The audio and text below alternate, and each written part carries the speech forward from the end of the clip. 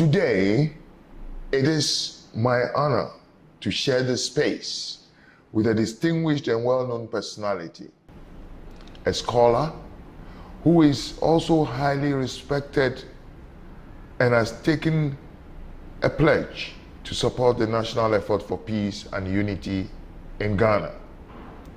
He holds various important positions. The most notable and revered is as the spokesperson for the National Chief Imam of Ghana. His name is Sheikh Armiyawo Shaibu. You're welcome, sir, to Insight. Thank you, and thank you for this opportunity. Right. Now, let me ask you, how is His Eminence doing? He's our grandfather. We need to know how he's faring health-wise. Thank you very much, and let me also appreciate the opportunity you've given me for me to share this conversation with you, and starting with also the one that I cherish so much and one that I serve, one that has a place in my life as a father, as a mentor, as a guide in life, as a role model, somebody who the nation also acknowledges as the father of the nation and a pillar of the national peace that we are enjoying. He's doing very well. At the age of 104 years, he is still mentally alert, though you might see him as physically feeble, but mentally very alert. He still is committed to what he is known for. He travels, crisscrosses the length and breadth of the country to do what it takes to bring hope to the afflicted in society, and to also ensure there is unity, across the religious divide. And so he's doing very well, still alive and kicking, and still happy, very calm as you know him to be. Right. Now, how did you become his spokesperson? Well, I think, let me say, 10 years ago, he just engaged me to do some translations for him. At the time, I was not the one who was the spokesperson, but having realized that I best understood him because of my own personal training. I'm a product of traditional Islamic learning system, and which he is a pioneer in it.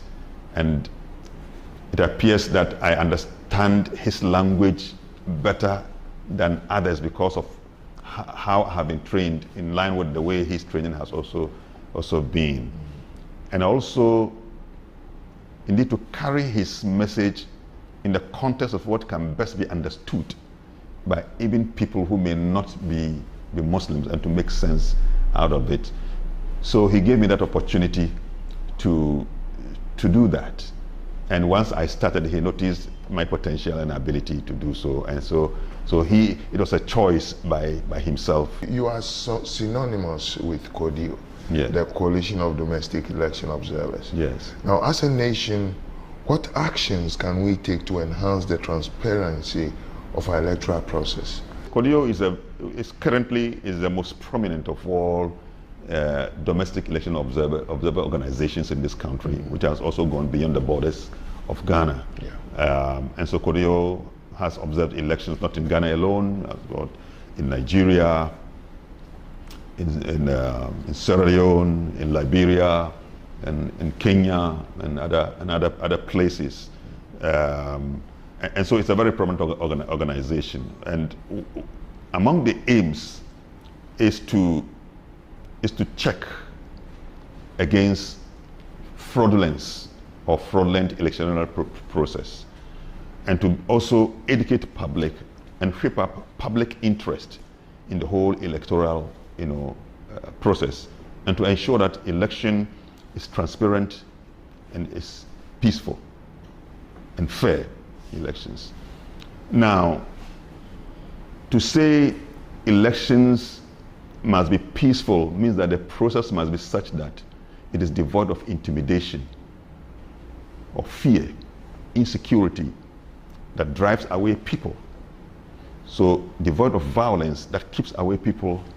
To say it is fair means that the ground rules must be fair to everybody, that no one political party or the other should be given superiority or given advantage, so much so that it puts the other political parties at a disadvantage. So these and others are part of the objectives of.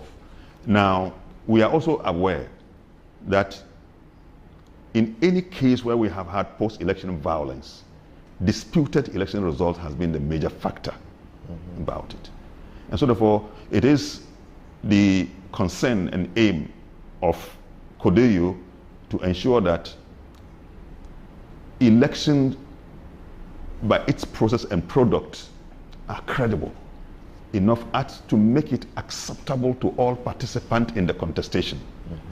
That if one loses election, then he knows the process was quite transparent and fair, such that has no need to contest elections. Yeah, so to do so, CODEYO deploys well-trained voluntary election observers that are distributed to almost I want to say we don't cover all, but certain sampled polling stations to ensure that we are able to see exactly what we have to do. Secondly, we also introduce a certain technology we call the PVT, the parallel voter tabulation, which is a statistical approach that uses results from sample polling stations to give a prediction about election results in order to support or to go against the result as announced by the EMB, and that is the election management body, in our case, which is the Electoral Commission. We also do public education. We also do encourage disadvantaged segment of society. For example, women, encourage women to stand election from the local elections level to national elections.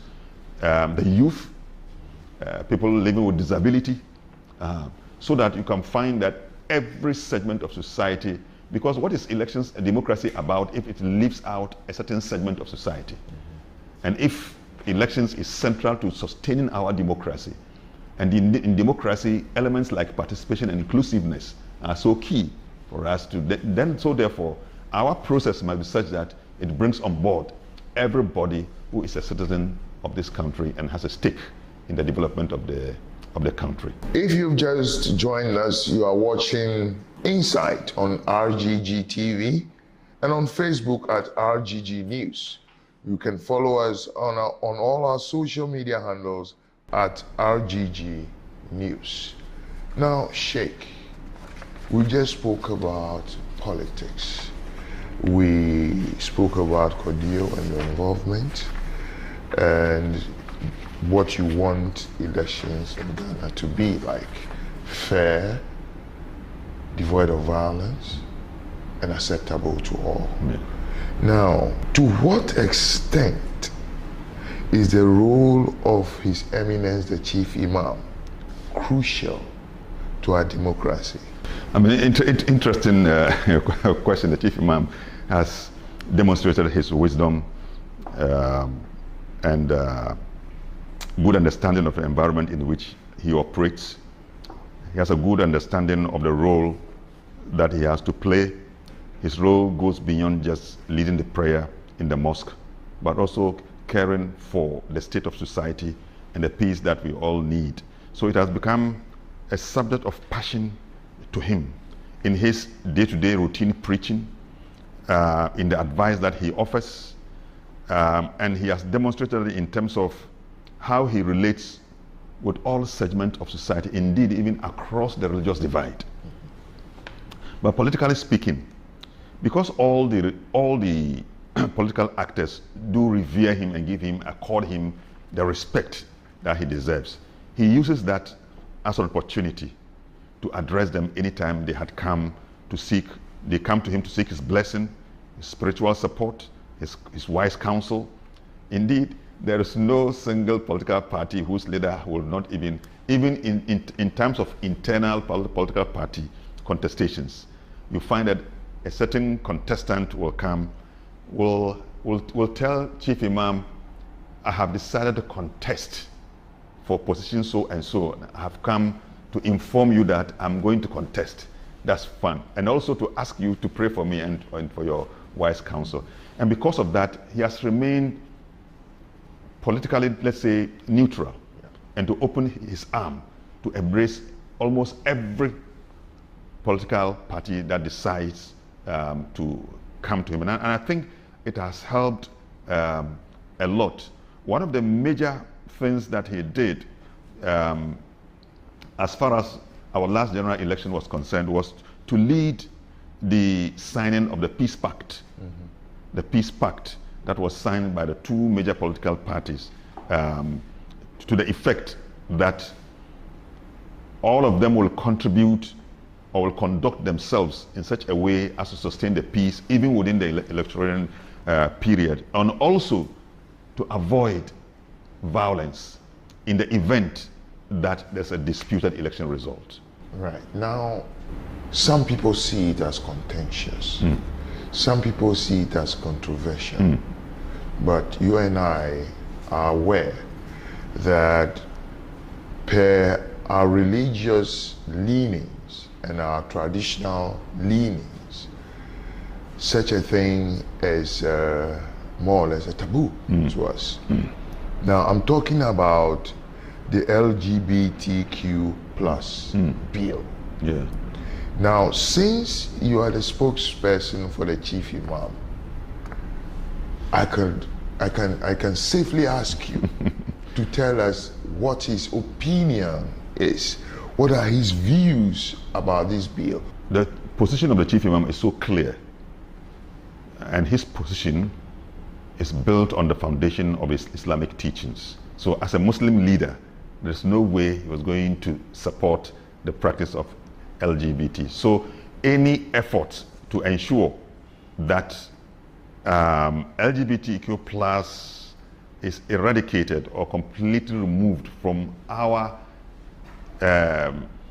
moral space and our tradition and culture is something the Chief Imam will embark upon to ensure that we don't allow this, because you know the LGBT thing and the way that is being discussed, our view and that of the Chief Imam is that LGBT as a sexual practice is an affront and also a threat to the very survival of the family unit of every society. Now, to some of us, we find politicians, to a large extent, using the youth in the Zongo communities. They see them as easy target to exploit. Now, definitely we have to do something to stop that, because exploiting people for political gain is not right. Right. So now, what do you think we can do to stop that? Because we are in an election year. It's an issue of major concern, but I mean, to me personally, I have lived, you know, across, I mean, all the political regimes, and I have sat back and observed during electionary seasons how young people from the Zongo communities have been used, and one of my major worries is when they have been used and one political party has come to power, they are left unattended to in a very desperate manner, without seeing hope in their future, except that they are given token, if you like, token gifts. Well, I call it 50 Ghana T-shirt kind of democracy. That sort of thing. It's a matter of worry. But it appears to me over the years, from the education that we've all been engaging through and the awareness that we are creating, particularly, for example, in the message that we send, that one, we send messages to politicians themselves, and to also send messages to the young people themselves within the Zongo community. One, we tell the young people, never, never, never allow yourself to be reduced from the height of your humanity, to be reduced to become a tool to visit violence on political opponents. Then to the politician, we tell them, whether a Muslim politician or a non-Muslim politician, we ask them the question, why are you being so unfair? Why are you being so unfair to exploit the young people who have potential to make a contribution? You use them for violence because of your political interest. And sometimes we raise the issue, why don't you put, when you want to do that, why don't you put your own son, your own daughter, That's right. put them in front, that when the first bullet is released, that is your son who receives it first. And because you are not doing so, you are abusing that potential human being, and you are being very unfair, unethical, and so immoral in doing so. And doing so also means destroying the very future of the person. Now, there are people who say over the past decade, they have seen notable transformation in the Muslim communities we have in our country. Do you agree with them?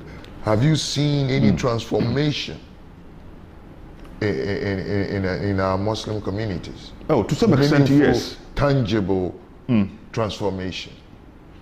To some extent, yes, but probably not sufficient. As a community that has been deprived for such a long time. I mean, the Zongo community used to be a neglected community. It's couched as one of those that you can describe as deprived communities, communities marginalized. But over the period, and because of education, because of advocacy, and because of even the efforts to rid the Zongos of violence, advocacy had gone on. So a certain kind of awareness had been created. So gradually, the tendency to be violent is being reduced. Not completely eradicated. That's why still we can have some politicians targeting the Zongo people for violence. But at least there's been some development. What are the factors? One of them is education. A field in which I worked until about, so let's say, about 6 to 7 years ago when I also retired. We used, and the institution we were using is called the Islamic Education Unit.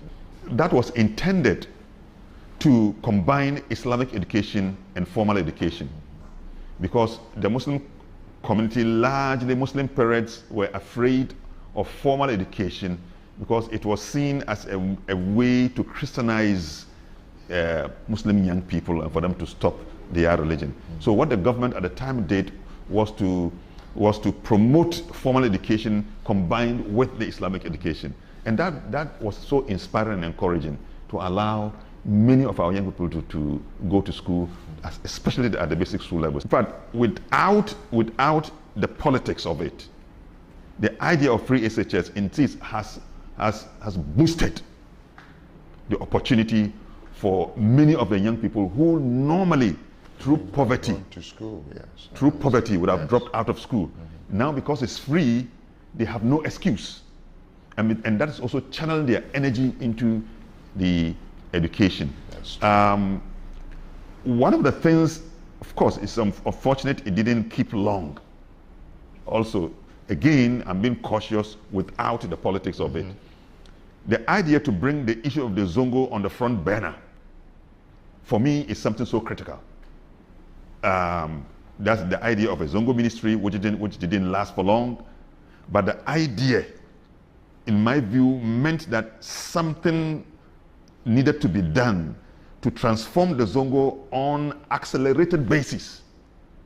And so therefore, giving it an institution means that you provide resources for it to be done. So for me, that is the value I attach to it, but not the politics of it. Now, in the past, you might correct me if I'm wrong, you've been said to have made a statement to the effect that religious tolerance in Ghana is not genuine. And according to what some of us heard in your words, you said it is a facade. Yeah. Right. Now, this statement was made 2 years ago when the Wesley Girls High School implemented a no fasting policy, which received support from the Christian Council and the Catholic Bishops' Conference of Ghana. Yes. Now, I'm interested to know if your opinion on religious tolerance being a facade in Ghana still stands. I will say on this program that is one of the most unfortunate statements that I ever made at the time. But it doesn't mean also it wasn't justified. I'm saying unfortunate because of the dialogue spirit that I have and the friendship that I have, I mean, the larger tract of the Christian community. But it was something circumstantial. It's something circumstantial. You know, at that time, when in my response, in fact, I was speaking for the chief imam, and I said, look, old man, the chief imam says, the sort of love you show him when you meet him, the kindness you show him, show the same thing to his grandchildren who are with you. But under the circumstance, how the response came was something that made me to really make that statement. But I think that we've moved on. We've moved on. The following year, we never heard anything again. I'm worried about moral decadence in our society. I feel what we, during our time, did not do because we respected societal norms and stuff, have been thrown overboard. Now, how would you describe the kind of moral, the moral status of our society? I mean, it's clear, and I think that almost every Ghanaian who cares about growth and development of society, of our nation, will attest to this fact. It is true that there is complete moral degeneration. We've lost our moral compass. The reason for which a whole national conference was organized by the Church of Pentecost, that was attended by all those who matter in our society. A number of factors. Get rich quick. We are no more patient with life. The loss of our traditional values. We no more have respect. Urbanization. Urbanization is moving us away from our pure and pristine moral and traditional environment, and we are being supplanted into urban areas where such values have lost their foundation, where there's no more supervision in the life of young people who come just looking for a means to be able to survive. Our school system no more has a place. Religion no more has a true place in our system of education. The larger canker of society, corruption, because of greed, and so on and so forth. Sexual immorality, prostitution. So all these things paints for you a picture of a nation that is suffering from complete moral decadence. But is there hope? Yes. How can you? I was coming to that. How can we put society on an even keel? Exactly. To be able to negate the effects of moral decadence. I mean, it's an uphill task because of the myriad of factors that have contributed to create the situation. And you see, it's easy to destroy, but very, very difficult to build. But we will not lose the hope. And that's why I give credit to the Church of Pentecost that actually thought it wise to say, look, this nation Ghana must be salvaged on grounds of sound moral values. I find it contradictory or paradoxical that Ghana is virtually, let's say, more than 90% religious and yet we are experiencing this level of moral decadence. I find it so contradictory. Yes, I do too. I find it very contradictory. Because we have a lot of people, especially public figures and politicians, in both Islam and in Christianity. Yeah. Yet corruption. So what is happening to our teachings? Yes. I mean, I think it's a basic question. It is. That religious people must really sit down and address and look inside and address. That introspection is the starting point of our journey to moral salvation of our country. Right. Religious people must sit down. Where have we failed? Is it our method which is weak in terms of answering the problems? We need to do something about it. How do we change our system of preaching within the church and outside of the church to ensure that our process is integrated into the larger national efforts to bring about sanity? What is the role of religious people? Not to become politicians, to sanitize. But to sanitize society. Yes. How can religious people be courageous enough to tell people in government in the face? To speak truth to power. To speak to power. And I think those things, and that is why we must all caution ourselves also not to pander to the manipulations of politicians. Would you be part of us? Right. Who share that thought that there is a lot religion can do to influence politics? The first thing we must do is that religious people themselves must assess themselves and their public standing in what they do. It's very, very important so that we can have the moral grounds and the integrity to be able to speak truth to power. But when we ourselves are seen in one way or the other to have fallen below standard, then we lose the moral authority. So we need a certain moral authority to be able to do so. I mean, secondly, our public advocacy should be stronger. Thirdly, there must be periodic engagement with people who are directly involved in governance, so that we can really spell out the moral underpinnings of our governance system. I mean, for this, these are the things. What contributions can we make, for example, in formulating educational policy at the center of which morality has a role to play? Now, if you've just joined us, you're watching Insight on RGG TV and on Facebook at RGG News. You can also follow us on our social media handles at RGG News. We take a short break, but when we come back, we'll talk about something very dear to you, and that is mental health. Stay with us. We'll be right back.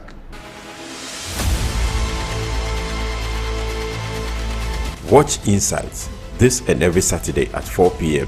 on YouTube at RGG TV and on Facebook at RGG News.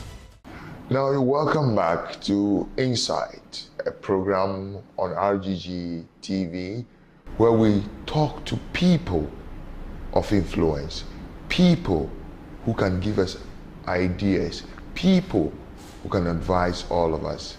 And today we have Sheikh Armiyawo Shaibu. Good. You know something I say? No. I said, this Armiyawo is not Anas. I know. I nearly said Anas. Now, Sheikh, you are one person who has shown your concern for mental health issues. Yeah. What is it that bothers you about mental health? One of the things I will say quickly is the breakdown of our family support system. So many people are living in stress and distress, and there is inability or skill to cope with the distress and difficulties of life. And so you find people are walking as if they are okay, but mentally they are unstable. Now, the mental instability manifests when under a particular circumstance, and or when you see a certain sign of deterioration, when somebody become even depressed, and then you now trace to find out how did he. Sometimes find out it's not that because there's any spirit, he's not taking any drug or so on, but just a certain social circumstance in which he finds himself can lead him to that. So there are many people. So our lack of ability to cope with difficulties of life can cause that.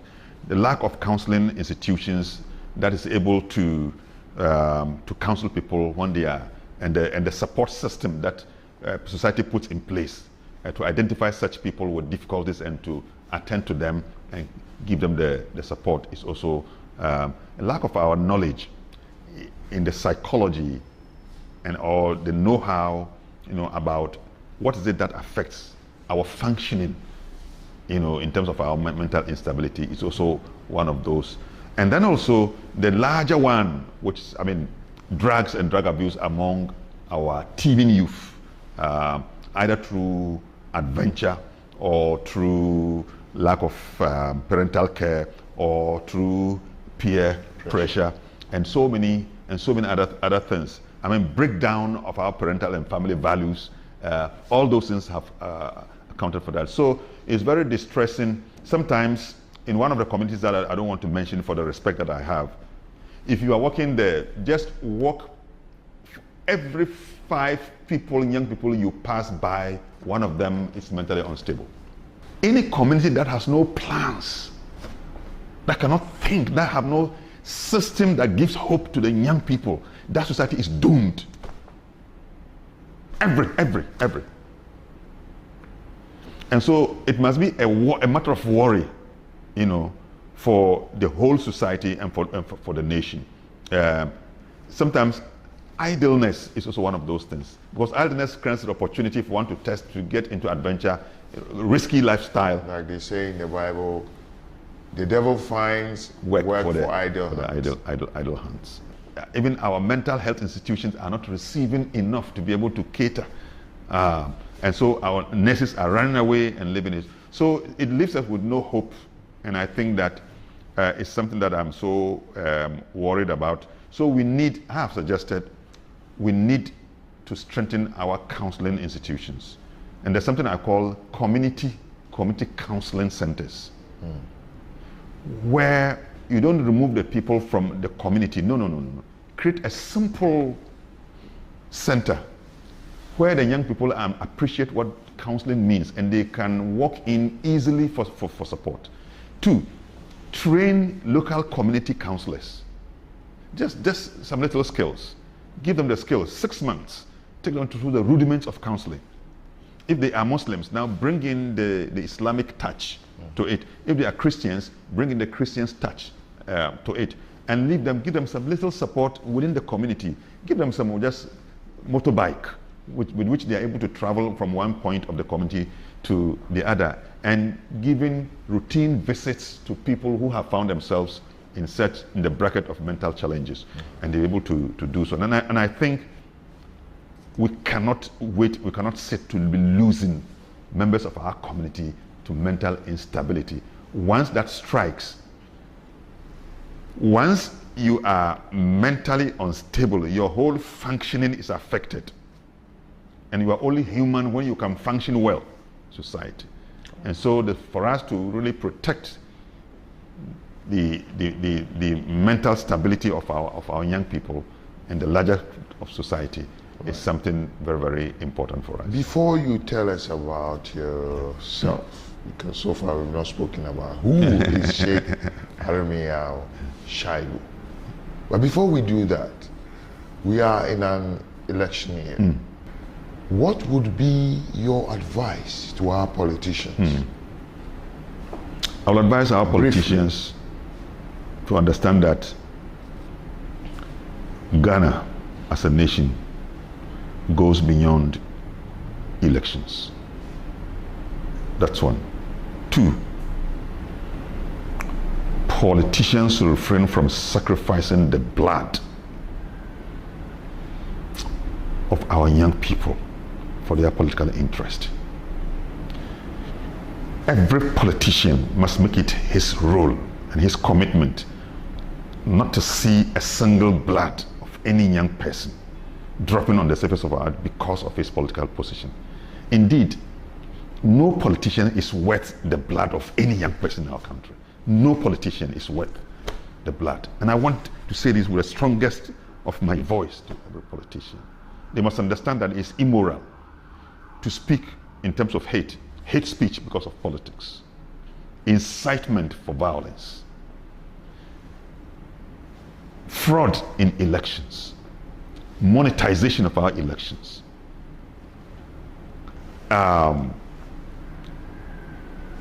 tampering with our electioneering processes to the advantage of whether the incumbent or whoever seeks to. To our young people, they must understand that their lives are more important than the election that we are following. They are made for a higher purpose, and God has something great for them. They should focus and never allow themselves to be used as tools for violence. Now, all that you've said are spot on, but I'm worried about something else. Monetization of our politics. Now, you are a respected person in our society, and all other respected people in our society are dropping a word or two of caution when it comes to monetization of our politics. What would be your take on that? Monetization of elections is corruption. It's one dimension of corruption. It's a manipulation of our election process. It doesn't give integrity to our process. And it feeds and it incentivizes corruption of politicians. And I want to underscore this. It gives incentive for the politician to continuously and continually be corrupt and to justify why he must be corrupt. Because he tells the electorate that I bought your vote. I spent before you voted for me. So for the politician who wants to corrupt the electoral process, then he engages in that. And I think it's not fair. Yeah. And to monetize, also to take advantage of the deprived circumstance and the difficult circumstance electorates to influence them into corruption themselves. So they will grow and they will never see anything wrong about corruption. And I'm worried, especially when our young people, and look, at my age now, I'm very mindful of the kind of Ghana I leave behind me. And that's why I'm looking back into the kind of the next generation of politicians. What kind of young people becomes the next president of our country? And he comes with the baggage of corruption. Because the system that brought him into power is corrupt. He bought the votes with money. So how can he come into it with integrity? That's right. So it's a concern. So I really speak to our young people, our young politicians, not to get themselves contaminated. And I say so to students who are currently in the universities that are being targeted by political parties. Whether it's Teye, whether it's TESCON, or whatever name you give them, these young people at NUCs, at SRC are being targeted, are being fed with this same ideology. And they are given all the encouragement, and they see in politics the shortest way to make money. So they don't come into politics with that pure mind. As in young people who public service spirited, oriented, that sort of thing. yeah. And I'm really worried. I'm really, really worried. If these young people who are currently at the university that we look up to, as we fade away, take with all our baggage and our mistakes, but that what is left is for us to protect what is left and to ensure that these young people, when they come, they can give Ghana the best of political leadership. Great. And so Well monetization is, in my view, reprehensible, objectionable, abominable. Strong words. And we must not encourage it. Strong words. Now, Sheikh, before we round up, we want to know you. Who is Sheikh Armiyawo Shaibu? Where did you go to school? How was school back in your day? Who were your mates? And any memorable events of your youth? Well, I'm a simple Ghanaian citizen of this country, born to my father who is late and my mom who is also late, called Sheikh Shaibu Abubakar, whose name I bear as Shaibu, and my mom, Husseina Umar.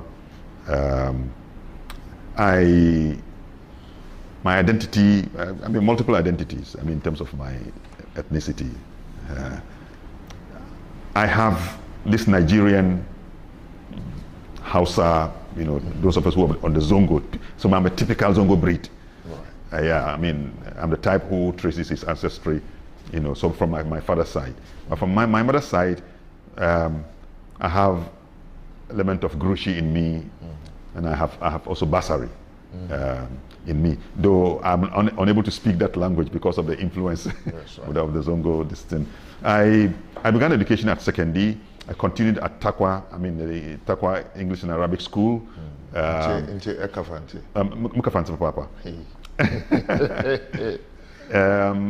Then after Form 4, that is in 1973, I had all the potential. I had good teachers who saw in me the potential to make progress in an educational career, but the financial circumstance in the house did not permit me to immediately go continue education.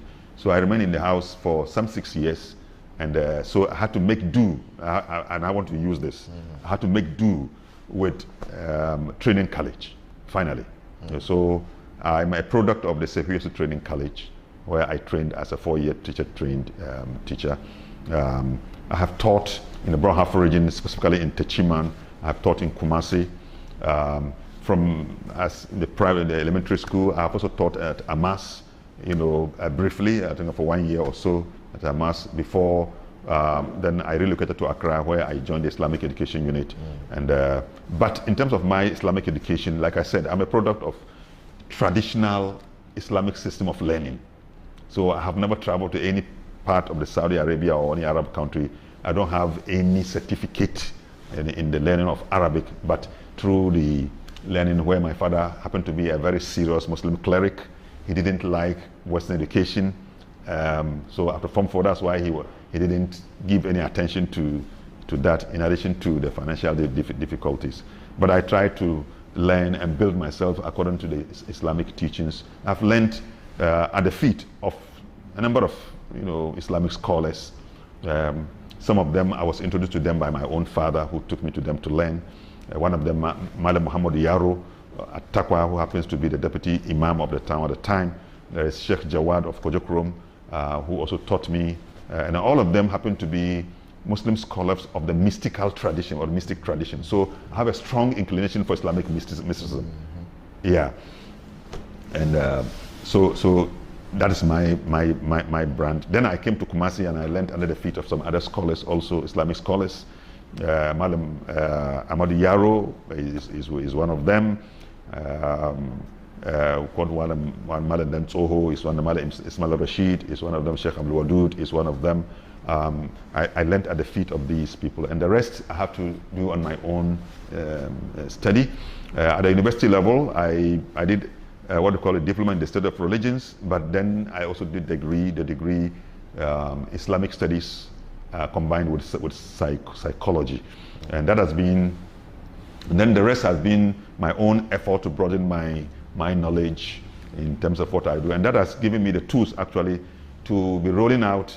In terms of the media engagement, I think about 3 decades of my life has been spent in the media, and that has also given me the tool to be able to work now currently close to the eminent National Chief Imam as his spokesperson, as I also serve him on the National Peace Council and other platforms that I render some of my service on.